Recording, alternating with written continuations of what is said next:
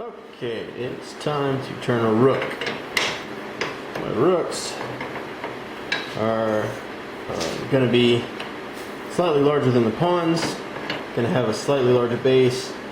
They're going to come up about 1/4 of an inch higher. They're going to have a stem which is 3/4 of an inch wide instead of 1/2 an inch wide, or a neck rather, right underneath the head of the piece. The narrowest part is going to be actually over 3/4 of an inch. You can turn a rook that has a waist like a bishop or a pawn or anything, but those seem courtly, and I think a rook's kind of personality is that of, it's a fortress, right? So it needs to seem very sturdy, straighter lines, heavier dimensions, that kind of thing. Alright, so here's my marking stick. Got all my dimensions laid out.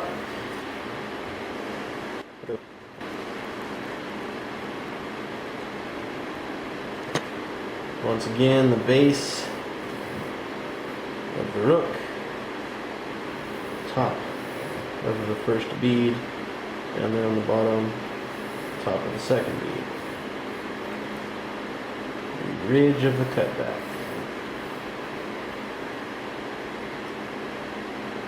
Underneath the head of the rook, we have a small capital plate that's slightly larger than the neck kind of region. And then the head of the rook is all the way up here. That'll be good. Man, I can almost see it already in my mind's eye. The dimension I'm first going to turn down to is 1 1/2, I believe. 1.5. And that is the dimension for the head,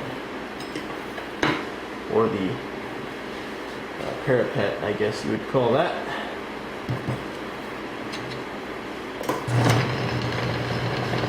I go with the small one.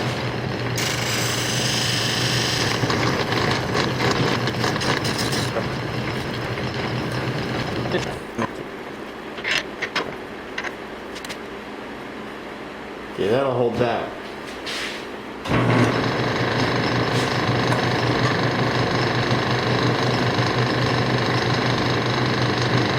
This needs to come down to 1.5.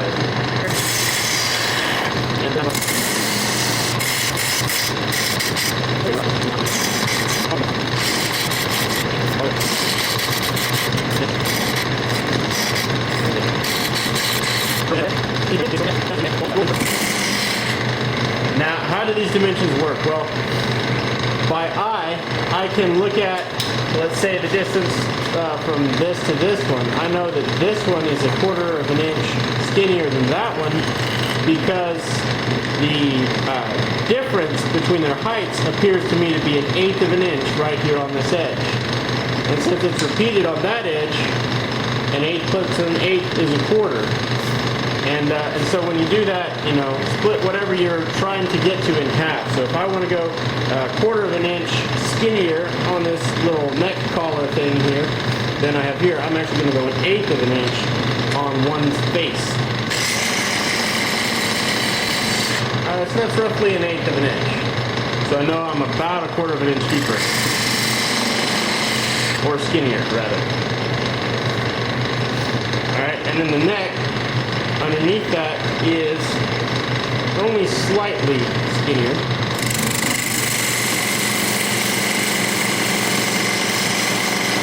I say that, it comes down to about 1 inch. So there we go.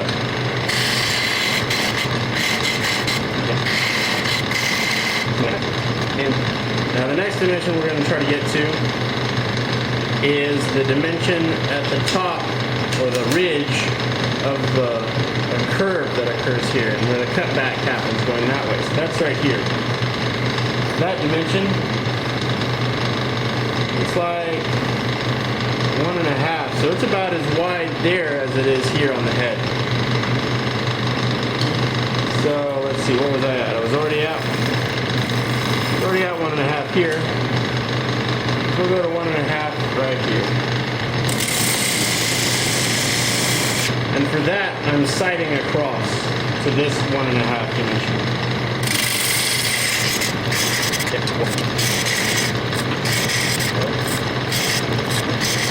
Okay, all that middle section coming out.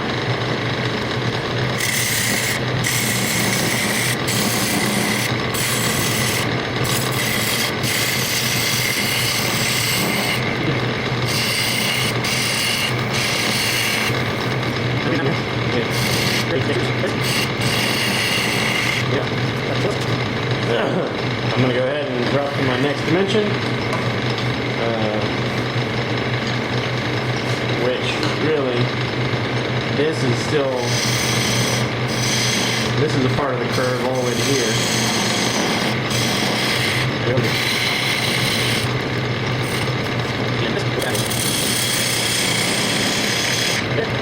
And this is where the next bead is. The next bead is going to be a little bit wider than the cutback as usual. So this is 1.5, this would be like 1.65, 1.7, somewhere in there.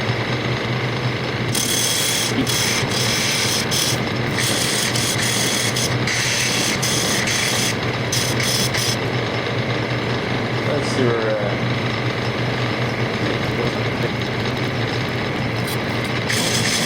Something like that. And let's drop to 2 and 15, somewhere in there. So that'll be what this bead is. But before we do that, let's go ahead and cut the base.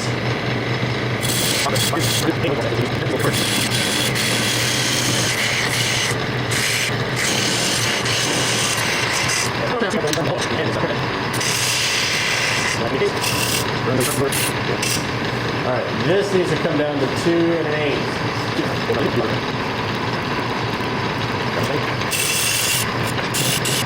Now that I've got pretty close to the dimensions that I want, let's see.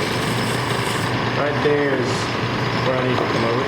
Now that I'm down here, I'm going to start refining the shape.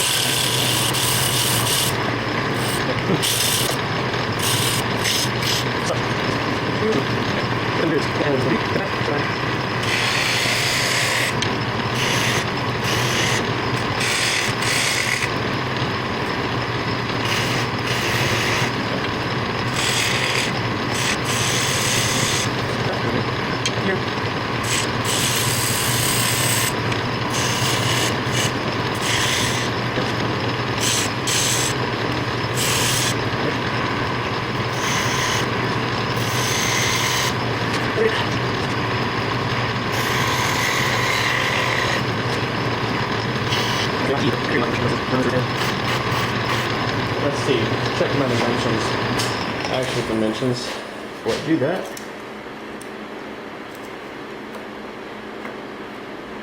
The 1.52, so I need that to be 1.5. I got a little bit I can do to that. See if I can get a really clean face on it.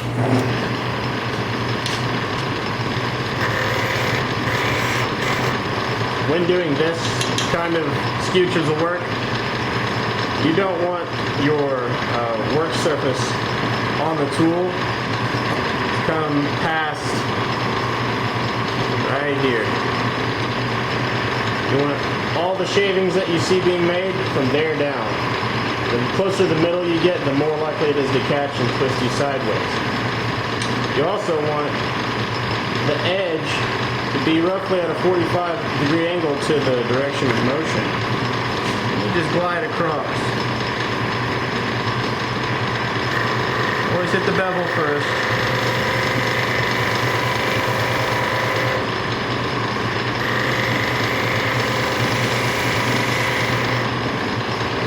Yeah. That's it. Nice.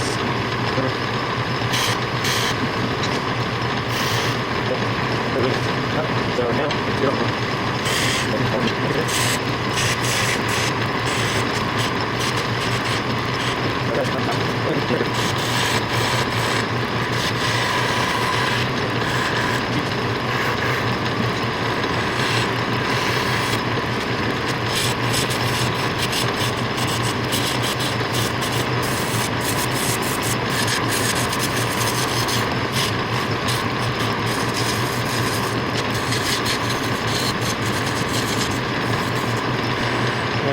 see what my dimensions are here, and I wouldn't mind just looking at it.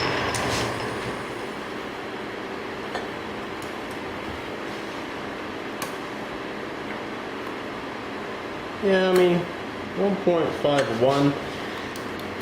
I could come down a little there, but I don't know. I may leave it.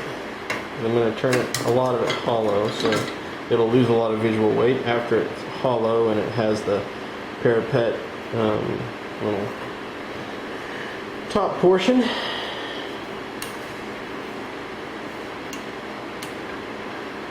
battlements, as it were.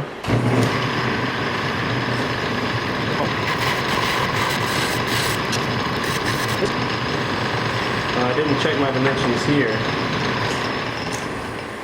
Not really. That needs to be under an inch. And it is, but it needs to be a little bit more. Just like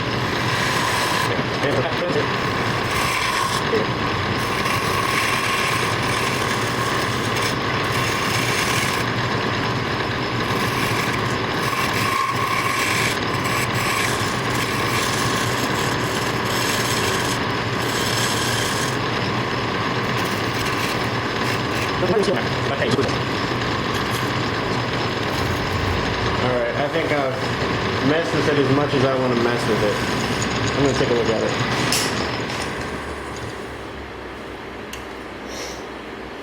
That looks pretty good. Pretty happy with that.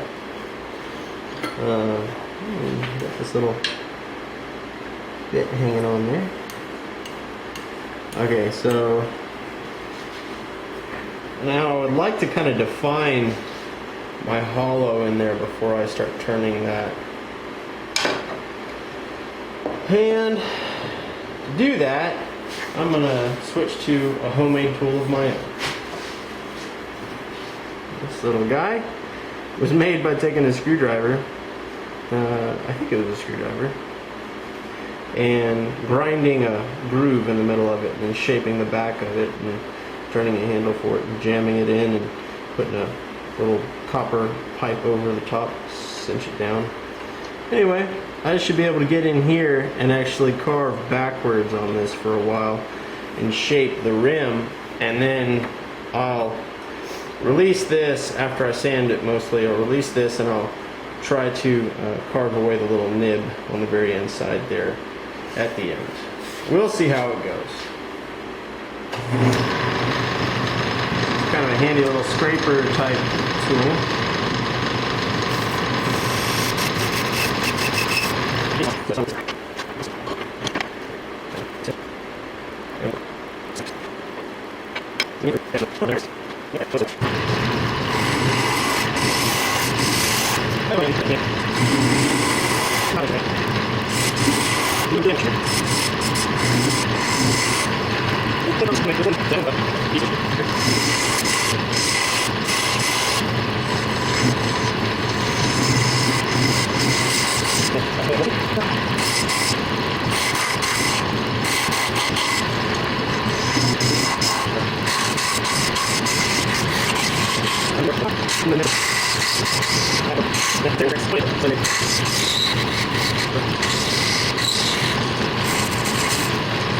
Probably about all I can do with this center in my way.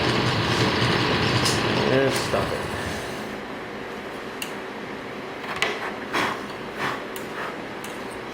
Yeah, not bad. I'll be able to part that off. I should probably go ahead and do that actually. So I'm going to turn my tool this away and come in and try to take it out way up in there. But before I do that, I'm going to sand the outside.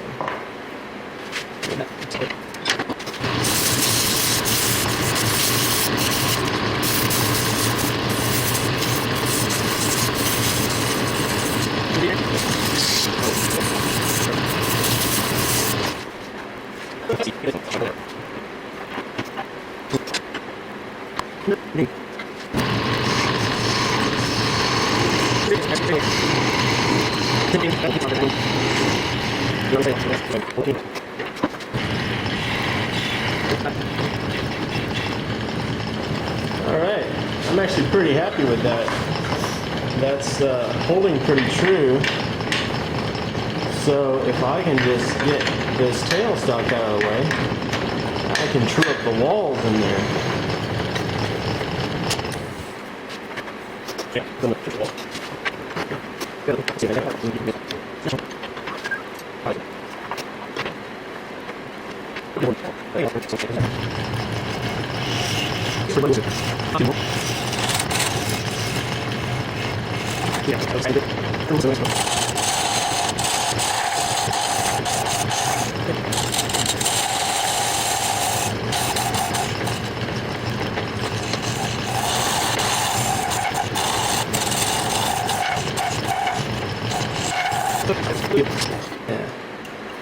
it's going to be a nice looking rook. Now to sand the inside.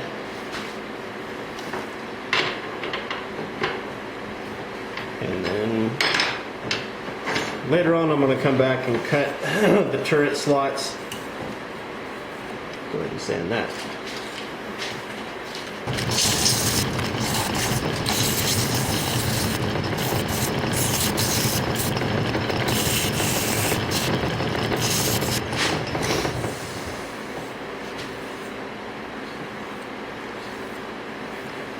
Let's part that puppy off.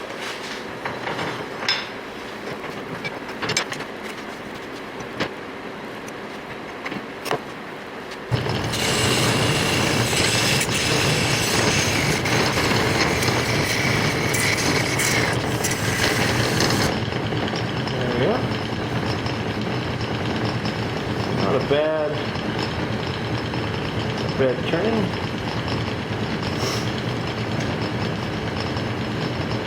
And that'll look quite good on the chipboard.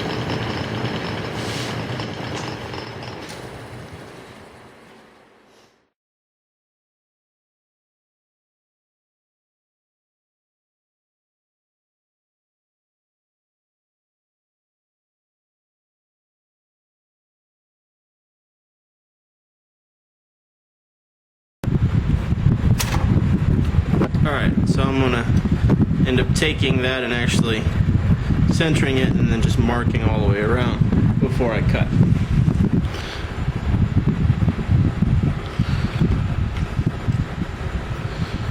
For instance, I can stick that there, center it up.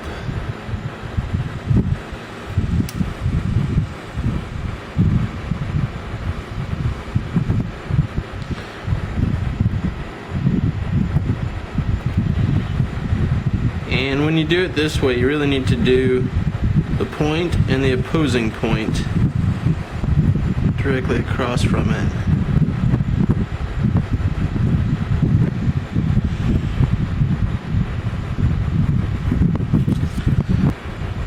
So having marked those out, you can see how even that makes my marks.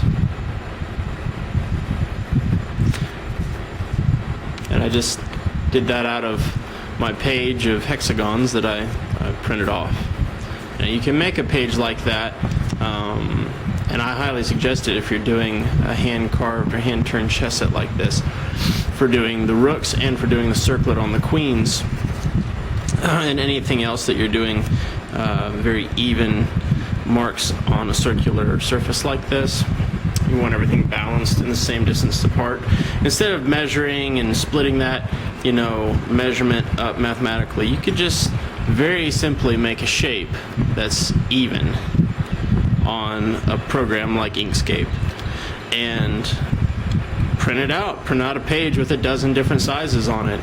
Find the size that works for your application and then just go straight to it. So it's a simple template creation process, and it'll be what I use to do all my rooks. Now once you have one rook, you can actually even make it simpler on yourself by putting the rooks end to end and then marking them off of each other so that you know that each is not any different than the original that you did. You could of course make a more permanent template as well, and that would work just great.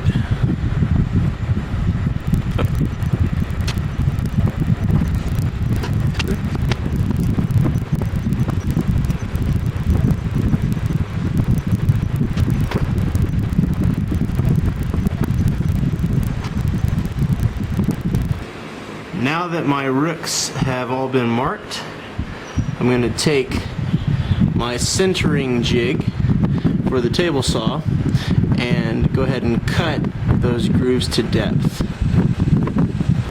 So the way this works is that the V fixture here will hold any circle exactly centered on this line. So all I have to do is line up the marks that I made on these rooks with the center line for the blade. It will be automatically centered for me. So I'll go through that process, lining up 3 out of the 6 marks, because it'll cut both the front and the back, making 2 cuts on these rooks. Only have to basically make 3 passes per rook. Now, to get this right, I'm going to use my caliper to find my depth so I can set my blade. Now everybody knows how to use these digital calipers on at least the main end, right? But the back end sometimes eludes people. There's this part that slides out, and that's also a caliper. It's a good depth gauge. You can actually set your blades so that you don't bottom out, let's say on a piece like this with the blade. So I'm actually going to set that depth. So that's good. I'm going to check my other pieces, and then I'll slide my sled over and I'll raise up my saw blade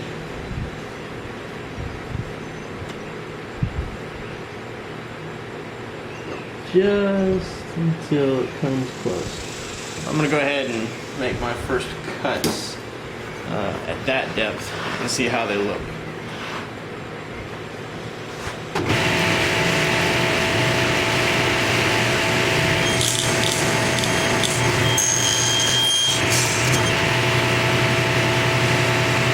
Yeah, I'm very happy with that.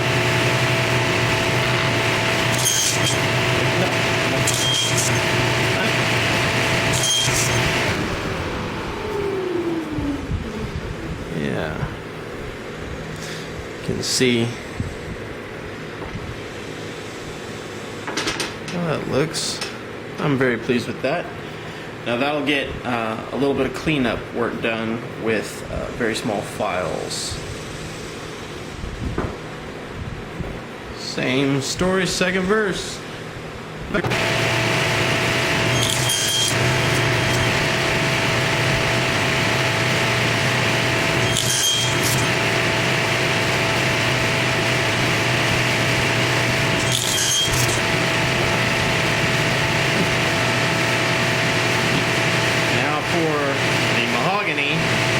I'm a little bit worried about the mahogany because it wants to chip more than the maple does, so I'm going to take it a little slower.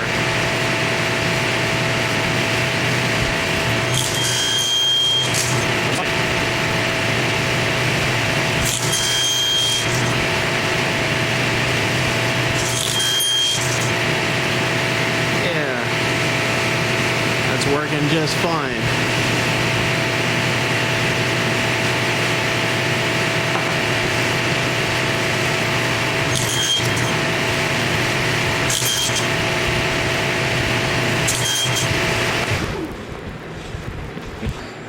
So cutting the rooks this way makes nice, straight, clean notches in the top of the rook here, at least on one side. On the opposing side, obviously you're going to have the fuzz and stuff that comes from going over a table saw. It's cutting from this way. It tears cleanly through there, and then you have a little bit of, you know, what they call blowout or something like that on the back. But that's easy to clean up with a small needle file. Square needle file is what I'm using here. And what I'll actually do is try to bend that torn grain back up into the cavity and push it back on itself and then cut it. That way I'm not tearing down the grain along the face here. If anything, it's going to just tear back into this cut and make a nice clean edge.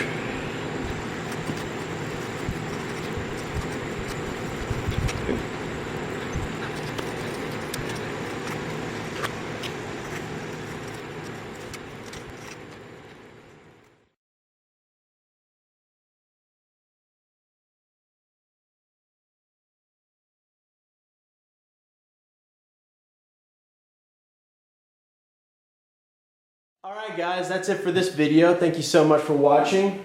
The rook was probably like my favorite piece to turn so far, so if it was yours, let me know down in the comments. And as you can see in the background, I have done actually all the pieces, and I'm just uploading those videos as I get them edited, so please forgive me for the delay in getting them to you. The next project is going to be turning the bishops. And since the bishops have a miter cut in the top of them at a slight angle, that'll be another challenge to overcome, but I look forward to it. If you want to see that video as soon as I upload it, please hit the subscribe button and the notification bell symbol to be notified. So until next time, I'll see you in the workshop.